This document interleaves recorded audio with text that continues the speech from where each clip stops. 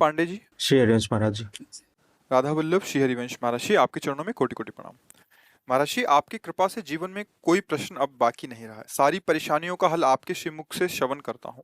फिर भी महाराज जी, मेरा एक प्रश्न है कि प्रभु जी, मेरे मन में सदैव गलत विचार रहते हैं और इसी कारण जीवन में अब तक असंख्य व्यभिचार और पाप किए हैं।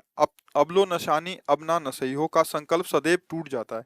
इसकी वजह से मन में बहुत अशांति रहती है। पाप करने के बाद ईश्वर के सामने जाने की भी इच्छा नहीं होती। मुझे पापी का उद्धार करें महाराज जी, कैसे होगा, क्या करूं? इसको समझना होगा बच्चा, ये कसम आदि से नहीं रुकता है।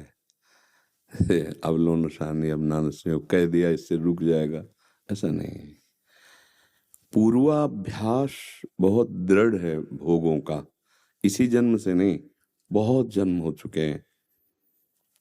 हमारा मन, इसका स्वभाव है, जहां लगा देते हैं वहां लग जाता है, और जहां लग जाता है वहां से हटना इसके स्वभाव में नहीं।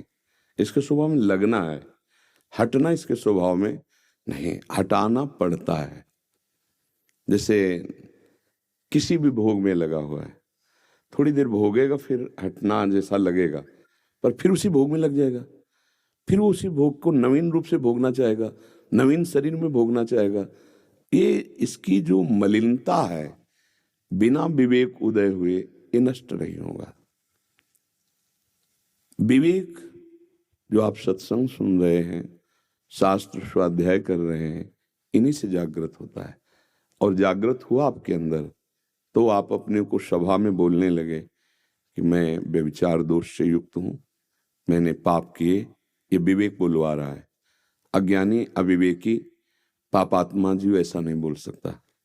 सत्संग सुना, हिम्मत आई, अपनी गलती स्वीकार की, विवेक जागृत हुआ, आप बोल रहे हैं। अब इसका सुधार, जिस समय मन में स्फुरणा भोगों की होती है, पहले स्फुरणा होती है, फिर उसका मनन होकर संकल्प बनता है, बाद में क्रिया होती है।